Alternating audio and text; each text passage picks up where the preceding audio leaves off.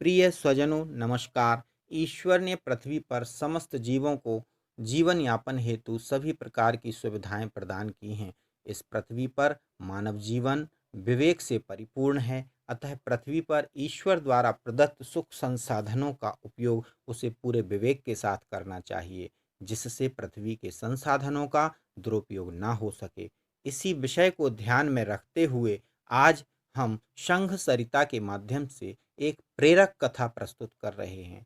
एक बार की बात है, एक महात्मा के पास एक व्यक्ति पहुंचा और महात्मा जी से बोला, महात्मा जी, ईश्वर ने सभी लोगों को अनेक प्रकार की सुख संपदा प्रदान की है, लेकिन मैं निर्धन हूँ, मुझे ईश्वर ने कुछ भी नहीं दिया और आज तक गरीब हूँ। आप मुझे बहुत सारा धन देकर धनवान बना दें। महात्मा बोले, सज्जन पुरुष, मुझे तो तुम पूरी तरह से धनवान दिखते हो और तुम स्वयं को गरीब क्यों कहते हो? महात्मा जी की यह बात सुनकर वह व्यक्ति क्रोधित हो उठा और बोला, महात्मा जी, तुम मेरी गरीबी का मजाक उड़ा रहे हो। तुम मेरे जैसे निर्धन को धनवान कह रहे हो, यह व्यवहार अच्छा नहीं है। तब महात्मा जी ने कहा, क्रोध शांत करो और मेरी बात ध्यान से सुनो। यदि मैं तुमसे कुछ मांगूं जो तुम्हारे पास हो तो क्या तुम मुझे दोगे? वह व्यक्ति बोला, यदि मेरे पास होगा तो मैं अवश्य दूंगा। तब महात्मा जी बोले, हे सज्जन पुरुष, तुम अपनी एक आंख मुझे दे दो,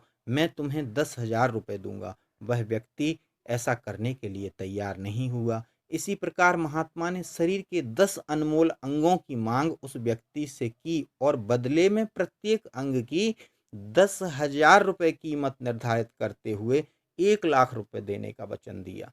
लेकिन वह व्यक्ति अपने शरीर के अंगों को देने के लिए तैयार नहीं हुआ। तब महात्मा जी बोले, हे भद्र पुरुष, तुम्हारे पास 1,00,000 रुपए की बहुमूल्य शरीर रूपी संपत्ति है, फिर भी तुम स्वयं को निर्धन कहते हो। निर्धन कहना छोड़ो, आलस छोड़ो, दृढ़ निश्चय करते हुए श्रम के मार्ग पर आगे बढ़ो, तुम दुनिया के सबसे अमीर व्यक्ति बन जाओगे। ऐसा कहकर महात्मा जी वहां से चले गए।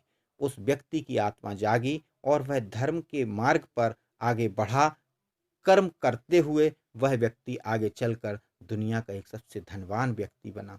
कहने का तात्पर्य यह है कि परिश्रम करके उपार्जन करने से धन तो प्राप्त होता ही है, साथ में प्रसन्नता रूपी रत्न भी हमें मिल जाते हैं। शरीर रूपी इस बहुमूल्य रत्न भंडार का ठीक प्रकार से उपयोग करने वाला कभी दरिद्र नहीं हो सकता। इस शरीर रूपी धन का, संपदा का उपयोग करके हम सुख संसाधनों को प्राप्त कर सकते हैं। इस कहानी से हमें यह शिक्षा मिलती है कि ईश्वर ने हमें जो संसाधन दिए हैं, यदि हम उनका विवेकपूर्ण उपयोग करें तो निश्चित तौर पर हम अपने लक्ष्य को प्राप्त कर सकते हैं। जय हिंद, जय माँ भारती। समस्त श्रोताओं से अनुरोध है कि यदि आपको यह प्रेरक प्रसंग पसंद आया तो इस वीडियो को लाइक करें और चैनल को सब्सक्राइब करना ना भूलें।